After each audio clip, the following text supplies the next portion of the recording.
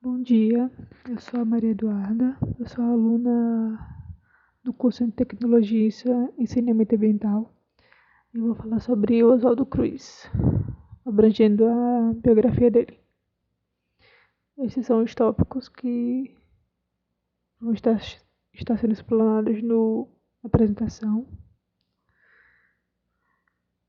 Vamos iniciar com a trajetória inicial dele. O nome dele completo é Oswaldo Gonçalves Cruz. Ele era um cientista, médico e sanitarista, nascido em São Luís do Paraitinga, em São Paulo. Ele era o primogênito de uma família de 6 filhos e ele mudou com a família dele para o Rio de Janeiro em 1877, quando tinha apenas 5 anos de idade. No Rio, o pai dele montou uma clínica médica, ele era médico, e por conviver, o Oswaldo acabou aprendendo a gostar do ofício. E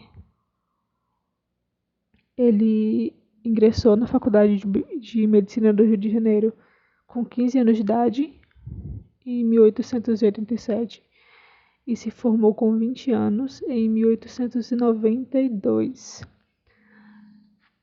E na graduação dele, ele apresentou a tese de veiculação microbiana pelas águas.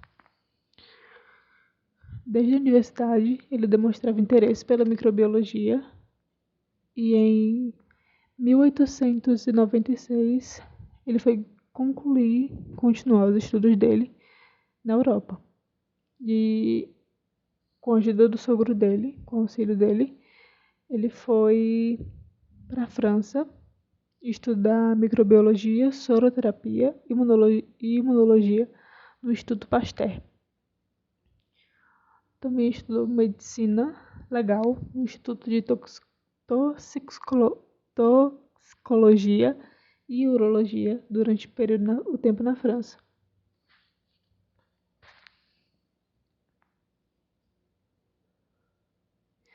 Em 1899 ele retorna ao Brasil e no mesmo ano ele é designado para averiguar a epidemia de peste bubônica que acontecia na cidade de Santos, juntamente com outros sanitaristas importantes como Adolfo Leitz e Vital Brasil.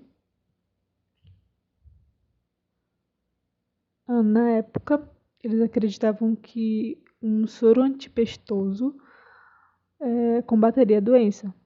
E como aqui no Brasil não produzia esse soro, decidiu-se pela criação de 2 institutos que seriam capazes de produzir o soro.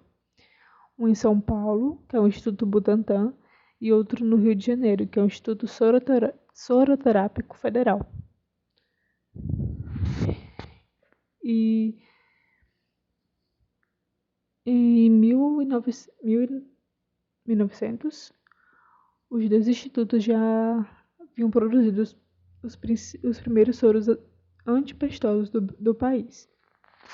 Em 1901, foi inaugurado um polo de vacinação.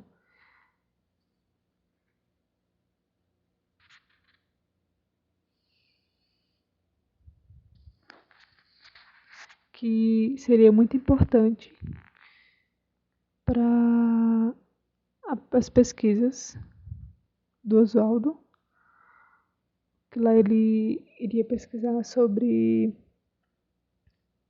a febre amarela e isso é bem importante na carreira dele. E o nome desse polo de vacinação é a Policlínica de Botafogo. Em 1902, ele foi convidado para assumir a diretoria do Instituto Soroterápico Federal, que é aquele mesmo que foi inaugurado para a produção do soro antipestoso. A Diretoria Geral de Saúde Pública. Em 1903, ele foi convidado pelo presidente Rodrigues Alves e pelo ministro da Justiça da época, que era o José Joaquim Seabra, para ser o diretor-geral da Saúde Pública, órgão que corresponde hoje ao Ministério da Saúde. No comando desse órgão, o médico de 31 anos, que ele era, teve que empreender uma campanha sanitária de combate às principais doenças da capital federal, que no caso era a febre amarela, a peste bubônica e a varíola. Na febre amarela, ele usou estudos que afirmavam que a transmissão da doença acontecia por mosquitos e não pelo contato com roupa, suor, sangue e secreções de outros humanos, como grande parte dos médicos e da população acreditavam na época. Assim, ele apontou como principal forma de combater a febre amarela o combate do mosquito vetor. E equipes de higiene percorreram as casas do Rio para eliminar possíveis focos de mosquitos, o que levou a uma reação violenta da população, seguida da insatisfação da mesma, já que essas equipes invadiam as casas, os quintais, os jardins e gerou uma pequena revolta. Já na peste bubônica, ele deu prioridade ao extermínio dos ratos, que eram os vetores da doença. Equipes foram criadas para exterminá-los em toda a cidade e os cidadãos foram incentivados a capturar os ratos em troca de recompensas em dinheiro. Em poucos meses, a incidência de peste diminuiu, já que mais de 50 mil ratos foram mortos nesse período. A varíola. Para combater a varíola, ele decidiu criar uma campanha de vacinação obrigatória na cidade. E essa iniciativa foi o motivo da grande polêmica na atuação dele na Diretoria Geral da Saúde Pública. O seu plano de combater a doença não agradou a população, porque na época eles não tinham tanta informação sobre vacinação.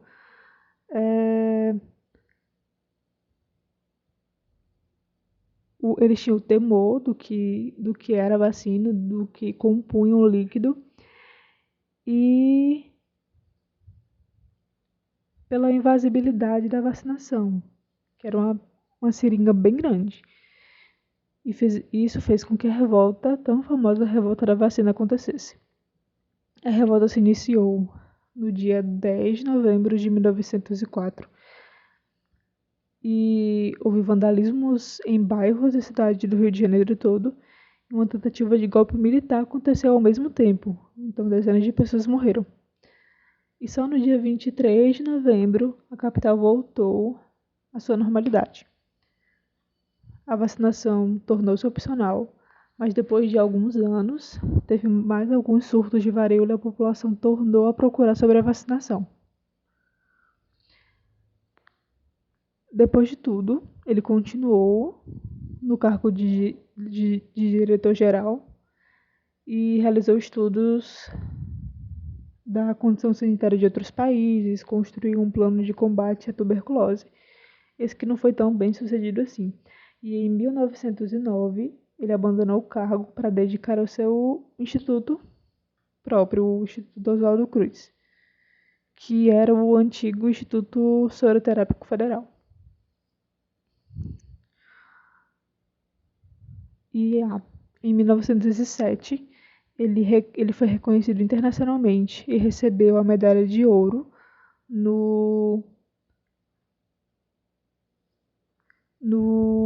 14º Congresso Internacional de Higiene e Democracia de Berlim, na Alemanha. Como já dito, em 1909 ele saiu da direção da saúde pública e se dedicou à direção do Instituto Oswaldo Cruz. E em 1903 ele foi eleito para a Academia Brasileira de Letras. Em 1915 ele deixou a direção do instituto, que levava seu nome, por motivos de saúde, e se mudou para Petrópolis, que é no Rio de Janeiro. E lá ele foi eleito prefeito da capital, o prefeito da cidade. Ele foi eleito prefeito da cidade em 1916. E em 1917 ele veio a falecer no dia 11 de fevereiro, com 44 anos, após uma crise de insuficiência renal. O legado dele. Ele, até hoje, a lógica de pesquisa dele é seguida, que é a pesquisa associada ao ensino, e é usada até hoje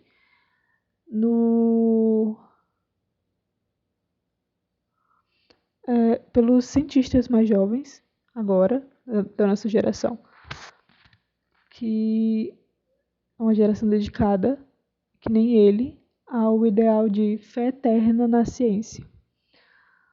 A herança científica que ele deixou, junto com os contemporâneos dele, continua a contribuir para o enfrentamento de novas crises de saúde, influenciando a defesa da ciência nacional, influenciando na defesa da ciência nacional e da saúde pública também. E enquanto o Instituto da Fiocruz, que é a mesma instituição do Oswaldo Cruz, ele permanece ativo, contribuindo com a evolução científica e sanitária nacional. E essa é uma curiosidade, já faz 120 anos que ela foi fundada, e há uns 5 anos atrás ela foi inaugurada uma sede aqui no Ceará, no Eusébio, bem pertinho aqui. E essas são as referências. E obrigada. Bom dia.